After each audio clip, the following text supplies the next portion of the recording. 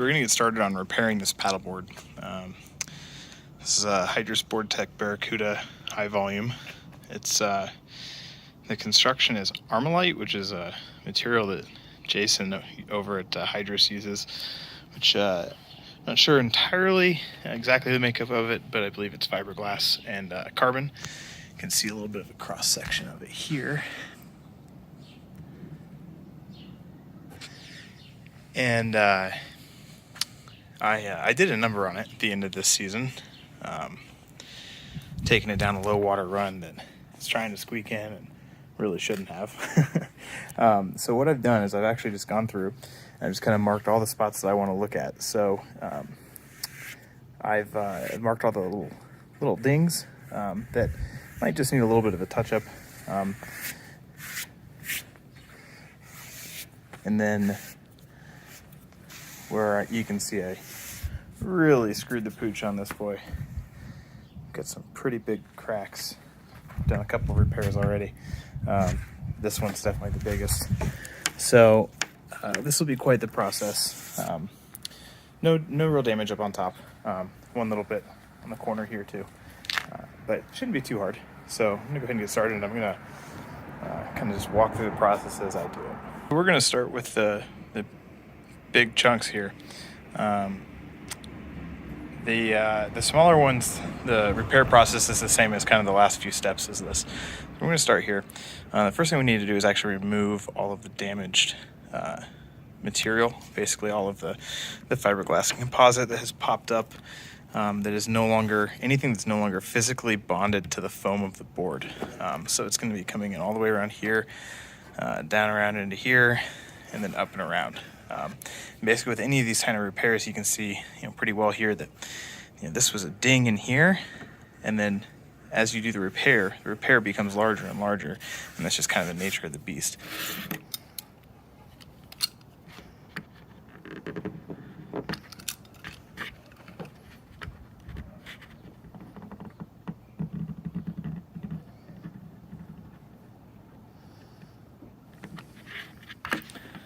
This is some tough stuff. That's good to know.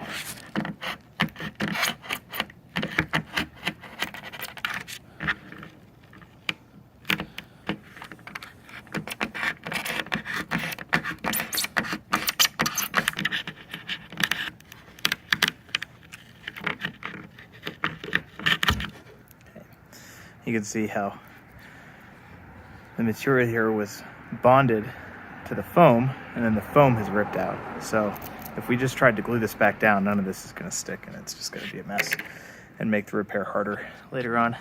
All right. So this process is going to take a little while, so I'm going to go ahead and stop recording, and I'll pick back up in a bit.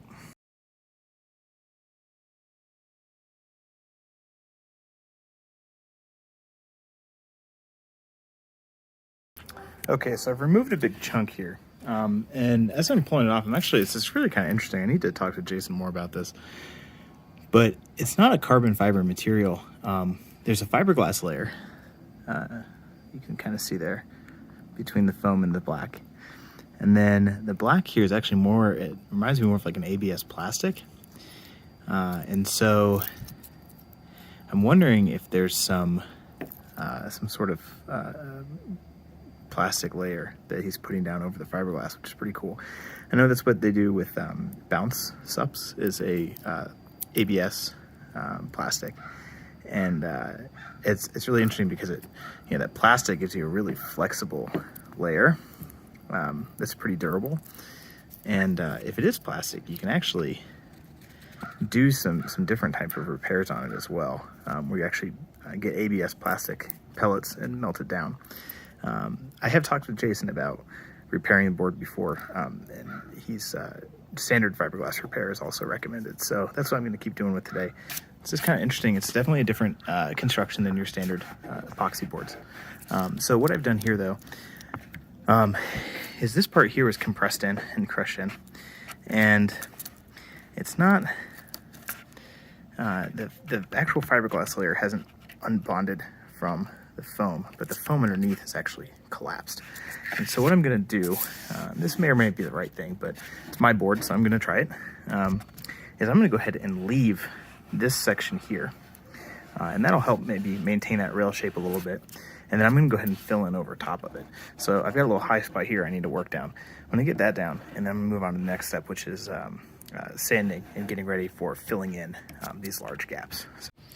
Okay, so all I've done here is just cleaned up the edges. Just trying to get a nice smooth edge all the way around, reducing the number of kind of jagged corners and sharp turns. Some of them can't be avoided, but the more we can reduce, the better. We want a nice smooth surface. Clean out the debris. I'm going to brush that real quick before we move on to the next step. We just want to make sure there's no loose bits of foam anywhere in there. Okay, so before I get too far, I figured I should just kind of go over what I'm going to be using here to do this repair. It's not a whole lot of stuff, and you don't have to have a whole lot of skill to do it. It's pretty straightforward, pretty easy. Just follow some instructions. But the epoxy resin I'm going to be using is from Resin Research. So laminating epoxy is for surfboard building and repairs. And I get this stuff from a company called foamez.com. I believe they're based out of California. They're great. You can give them a call and talk to them about what you need, and they'll hook you up. So this is the epoxy, and this is the hardener. So the epoxy is a 2000 CE. The hardener is the 2100F. F is for fast. There's also 2100S for slow. The difference is that the fast gives you about a 45-minute work time, and the slow gives you about a 2-hour work time. Most people use the fast for most things, including laminating surfboards. If I were building a real big SUP where I needed more time to really coat the fiberglass and everything, then I might go for the slow. But that's what we're going to be using. And then for this first part of the repairs, where we're really kind of filling in some big gaps, we're also using Cabasil, which is fumed silica. It's a really lightweight powdery. You can see it in there. Looks kind of like snow. And that's going to thicken the epoxy. That's going to give us more of a thick kind of cement texture versus more of a runny laminating texture. Then I also wanted to go ahead and show you this too. This is additive F. And additive F is a surfacing agent, which says right there. We use that in the last step as we're doing our hot coat. And the additive F gives a little bit better sanding ability, and also helps protect against UV. So we're going to use that, not right now, but we're going to start with these three. The other thing you'll need is a scale. Kitchen scale works. Focus. Okay. I like to use some saran wrap over everything so I don't spill. The little measuring cups here are actually for the additive F. We don't need those right now. And then you'll need some mixing pots and stir sticks.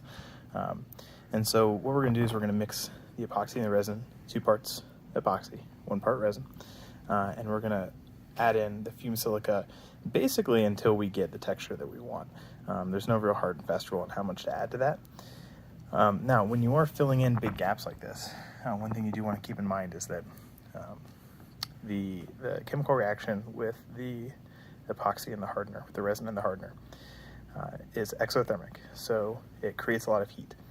If we put too much epoxy at once into that hole, the amount of heat it generates could actually melt the foam, which defeats the entire purpose of the repair. We'd have to cut it all out and do it all again. So even though that's about a 3/8 to half an inch deep at the deepest part right there, I'm still going to do it in a couple of layers.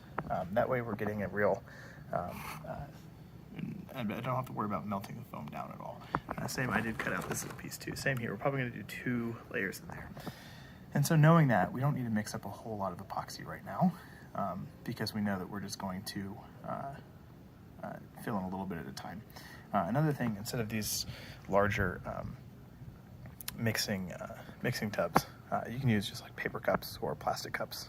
I like the paper cups a little bit better, and that way you're not using the more expensive mixing pots. And then some other things that I got from Foamez I'll be using later. These are just little plastic squeegees. And then in this brown paper bag, we've got 4-ounce S-glass fiberglass that's wrapped up. And then here I've got some fiberglass and carbon fiber composite strips. And I'm going to use these as reinforcing patches in a few high wear areas on the board. So we'll get to all that later. Okay, so I just mixed up a small amount. This was, car. 20 grams of epoxy and 10 grams of hardener. And I've mixed it for a little bit. It's definitely going to need to be mixed more. But I wanted to go ahead and show that to you. It's not a whole lot. What I'm going to go ahead and do is add in a few, and it's, of course, the wind picks up now. Holy crap. Okay. Add in a few scoops. I mean, it seems like a fair amount. There was about 3 scoops with a stir stick worth of the Capasil. But you'll see it. Really, it's not as much as you think, and we'll probably end up adding more. So I'm going to go ahead and mix this some more, and I'll show it to you in just a second. Okay, so this first layer of epoxy is set. And what I'm going to do next is I'm actually going to do some sanding. So I'm going to sand this layer of epoxy to give a better surface to it here. I'm also going to start sanding out around, especially down here. So again, this section here has been compressed in. And so I'm going to sand it down. I'm going to epoxy over it as well. So we're going to use the thickened epoxy. We're going to finish filling in this gap. And then this gap over here is mostly done. We'll go ahead and just put a little bit in there anyway. Same thing, we're going to sand it out. We're going to start sanding out and around, being a little careful on the rail edge here, but working down and around.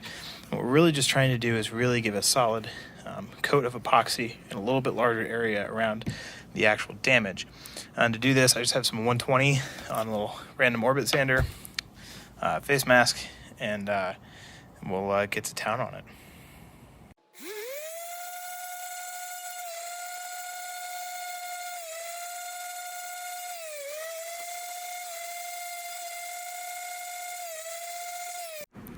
Okay, so now I've just got the sanding disc off, and I'm just going to go at it by hand, try and get these last little gaps. And yeah, definitely, as you do those repairs, the repair area gets bigger and bigger because you have to overlap. If you don't overlap, you're going to end up with a hard edge, and when you go to smooth that out, it's going to go back in your repair. So it's just kind of the nature of the beast is that anytime you do these repairs, here's a finished repair. Start it out here, and by the end of it, it's here. So you can paint over that. I've chosen not to. I did a little white spray paint just to kind of try and match the style a little bit. But these repairs always get about 2 to 4 times bigger, depending on the type of repair you're doing. Okay, so I filled in with the thickened epoxy. I put some plastic over it, and I'm just taking the plastic box as a soft, straight edge to bridge the gap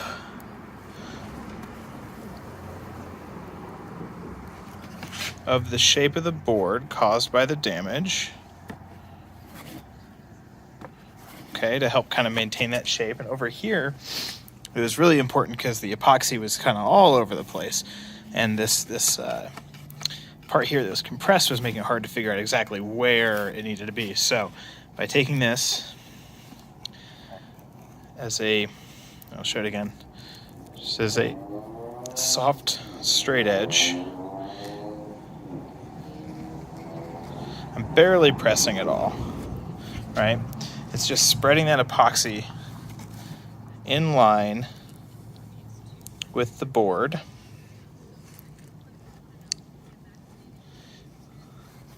And you can see there's some air pockets in there. That's not a huge deal. Again, this will get sanded again, and then this is just filling in the gap. Okay, so just kind of wanted to show this off. This is the second layer of epoxy. And by using that plastic and that soft straight edge from the cardboard, that's a pretty darn good fit on that curve. And then looking back this way, that's pretty darn close to that corner too. Could use a little bit of work, but it's pretty darn close. Just like we started the last time, just resanded the area, giving more structure for the epoxy to bond to. You can see there were some air bubbles in here. Not too worried about those. I think those will fill in really easy with just a little bit. We don't need to thicken the epoxy at all. So we're actually gonna be laminating. But what I did is I made sure to sand down the edges so that they were totally flush, so that you're not feeling any difference as you're coming across these edges, and this gives a nice flush surface. Same thing back here, and I made sure to keep that nice sharp line. See, there's a little bit of a bump there. I might sand that back down a little bit. But you can see again, just the reason why these repairs get so big is because it's impossible to just repair the single area. You have to continue to build out as you add structure. Okay, so what I've got here is a piece of 4-ounce S-glass fiberglass. And there's different types of fiberglass, different types of composite materials that you can use. There's E-glass, which is kind of your standard fiberglass. There's S-glass. S-glass is actually stronger than E-glass, and it's stronger per weight. So when I say 4 ounce, that's 4 ounces per square yard. Okay, this is obviously a lot less than a square yard. So a 4 ounce S-glass is going to be stronger than a 4 ounce E-glass. Okay, and S-glass is actually stronger than carbon fiber as well. It's just not as lightweight. So if you're looking for ultimate strength, impact resistance, S-glass is actually going to be better than carbon fiber. But if you're looking for lighter weight materials, then carbon fiber is going to be your way to go. It's not a whole lot that it's stronger, but it is stronger. So what I'm going to do, I've got my repair spot here. I'm going to cut out a section of this S-glass just a little bit bigger than my repair spot and try to make it as round as possible. You always want to try and get round edges. They don't tend to create corners and edges that can catch and get caught and peel off as easily. So we always want to go with round bits. So I'm going to go ahead and cut that out now. Okay, so here's my actual patch. All right, and you can see it's a little bit larger than the area it's covering. It's overlapping by about 1/2 inch all the way around. That's what we're looking for. We really do want that to overlap just a little bit. This is going around an edge and a curve, so that makes it a little complicated. However, this is a big enough radius that I don't have to worry about making any relief cuts. If I were like way up here on the nose and trying to do a big piece all the way around, I'd need to make relief cuts. Okay, so I have mixed up my epoxy and hardener, the resin and the hardener, 2 to 1. I'm still mixing it. I'm gonna have to put the phone down here to mix a little bit better, but you do want to mix it for several minutes. Make sure it's thoroughly mixed. That's whether you're doing it with a thickener or just doing it on its own for laminating or a hot coat later, but you always want to make sure it's really thoroughly mixed. So I'm gonna go ahead and put the phone down and keep mixing it for just another minute or 2. Okay, so I've mixed up the epoxy. I've actually poured in a little bit, filling in that little air bubble pocket there, and I've also kind of just brought it down a little bit. So what we're going to do next is we're going to take our fiberglass patch and we're going to lay it on here, making sure that it is overlapping all around, and it is. And this is actually still a little bit big, but I'm going to go ahead and leave it big. It's fine. I'm sure I'll be breaking this board again. So, okay, so we've got it on there. That little bit of epoxy I put in there is nice just to hold it in place. What I'm going to do next is actually pour the epoxy on it and saturate the fabric. Okay, hopefully the camera stays still enough.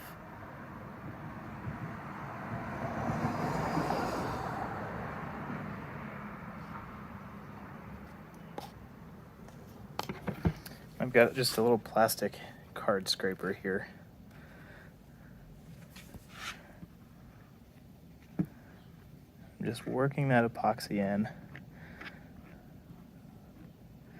from the middle out, trying to get those fibers in there. You can see it's, well, you probably can't see because it's coming down around the side, but it's starting to drip down. That's fine. So I'm just going to be pouring more on.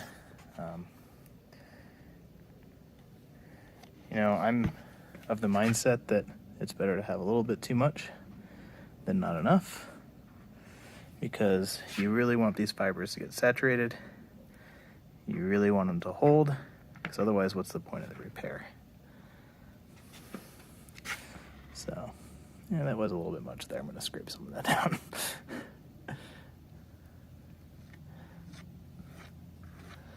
Okay. Hey everyone, welcome to my super messy office. But I wanted to add a little bit to this video. I started recording this video just on a whim as I was doing my paddleboard repair. And you know, if I had really thought it out and written it out to begin with, probably wouldn't have to do this.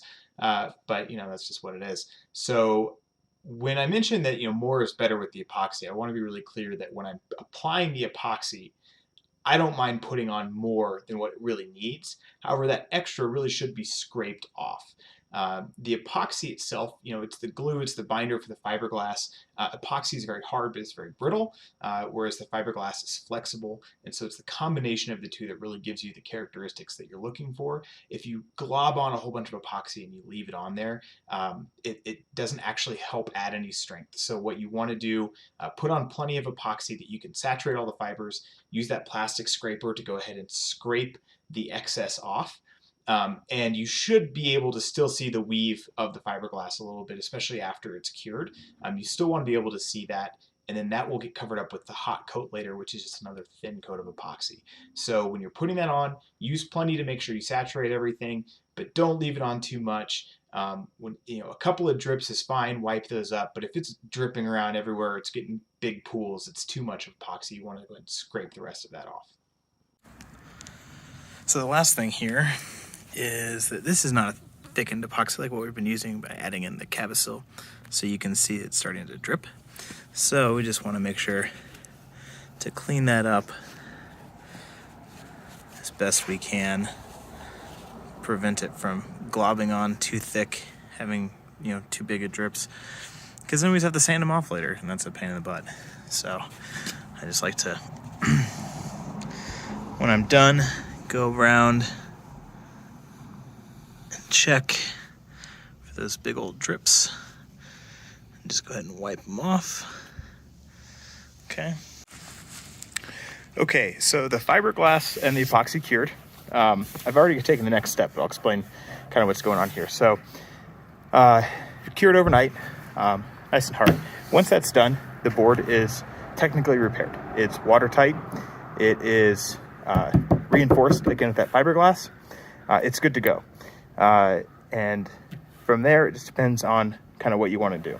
You can do another coat of epoxy called a hot coat, and that hot coat is going to hide any of the remaining fiberglass patterning. Okay, and I've actually sanded this down, so this was actually pretty smooth looking earlier. And what I've done is I've resanded this, and I've just worked those edges down so there's a smooth transition. There's no bumps into the patch or anything like that. So smooth transition, that's really what you're wanting for functionality. So you can do the hot coat to finish it up. When you do that hot coat, if you have a UV protectant to add to the epoxy, that's better. So add additive F from Resin Research. Again, I get all that material from Foam EZ. You just add a little bit into the epoxy, and that's a UV protectant and a surfacing agent, so it allows you to really buff that smooth and shiny.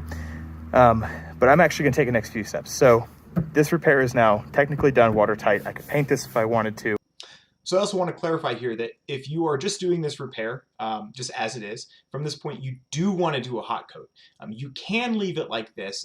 It's not really best to. You really want that hot coat on there to smooth it out, and then you're going to do a fine sanding on top of that hot coat. And that's where you want to add that additive F, that surfacing agent. That's going to help give you a smoother sanding and then buffing, and then you can paint it. You can really just use, once it's sanded and everything, just regular spray paint, put a clear coat over that, and then you can buff it nice and shiny and smooth. Okay, so we've moved inside. I probably sound real funny right now because I'm actually wearing my respirator, getting ready for the next step.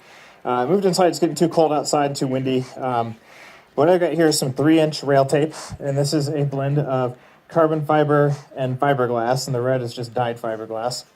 Okay, and my idea here is that I'm putting this rail tape kind of in the most high wear area on the board. And then again, I said I'm going to go over with another layer of S-glass. I'll do that as well. But this is just to kind of help give more structure right here underneath. And then we'll keep adding more on. Like I said, I'm up-armoring this board specifically. So it's going to be adding a lot of material and adding a fair amount of weight, but hopefully for a good payoff. Took about 150 grams of epoxy to wet this out all the way to a point where I was okay with it. I actually only mixed up about 100 to begin with and had to really quick mix a little bit more. And I've put some plastic wrap over the top here because there was some bubbling, and I really just wanted this to try and lay as flat as possible. So what I've done is put the plastic wrap on it so I can actually work out any of the bubbles just literally with my hand. Not worried about getting epoxy all over my hands. So it's worked out pretty well so far. So I'll probably do the same thing on the other side, but this time I'll mix up more epoxy from the get-go. I'm actually going to try a different technique as well and see if that works any better. But okay, so the second side's done. The other technique I used actually worked way better, and I ended up using less epoxy. I've got some left over in here that will just sit and harden. I'll still be able to use that bucket later, which is nice. But so what I did on this side versus this side, with this side I laid out the carbon fiber tape, poured the epoxy on, spread it on, pretty standard. On this side, I actually laid a little bit of epoxy on the board first, spread it out so it's nice and smooth, then laid the tape on that, then poured the epoxy on and finished it out. And I had a way easier time. It took me like half the time to get it positioned, get it flat, and get it wetted out. Then we're going to come back, bring it outside again, sand it down again to rough it back up, and then we're going to lay the S-glass. I didn't show this step in the video. I'm not sure why. I recorded this about 8 months ago from now. I don't remember exactly what I was thinking when I didn't show the step, but the step is basically the exact same. I measured out the fiberglass for the section that I wanted. I cut it. I placed it on there. I poured the epoxy on, used the plastic scraper, scraped it down. And again, really just wanted to do just enough to wet the fiberglass out, get it to adhere, and then I did do a hot coat on top of this. So again, wet out the epoxy, don't leave in too much excess, let it cure, do your hot coat, and then in this case I did sand it down to that final 320 grit. And then I didn't paint it because I didn't really care to. So sorry I didn't have that video to show you in there. Next time I have to do repair, I'll make sure to put that in. But it's the exact same as when I did that little patch for the repair on the side of the board. So those bubbles that I was trying to smooth out are really more of a symptom of using a little bit too much epoxy. That rail tape or fiberglass or whatever you're doing is floating to the top of the epoxy. So if you are getting a lot of bubbles like that, again, you want to scrape off the excess and you want to just do enough to laminate your composite material. And then again, if you were stopping here, then you would go ahead and add a hot coat after you're done. Okay, repairs are complete. You can see there's a slight color shift from the epoxy. It has a very slight blue tint. Get the carbon fiber rail tape on there. Not quite totally even on the bottom, but again, this is my board, just armoring it so I can beat the hell out of it again later. Kind of the edge of the epoxy right around here. And this was, again, it's that carbon fiber rail tape. There's a layer of 4-ounce S-glass. And then the epoxy itself. And once it was done, I simply sanded it. Did a 120, a 220, and then a 320 wet sand.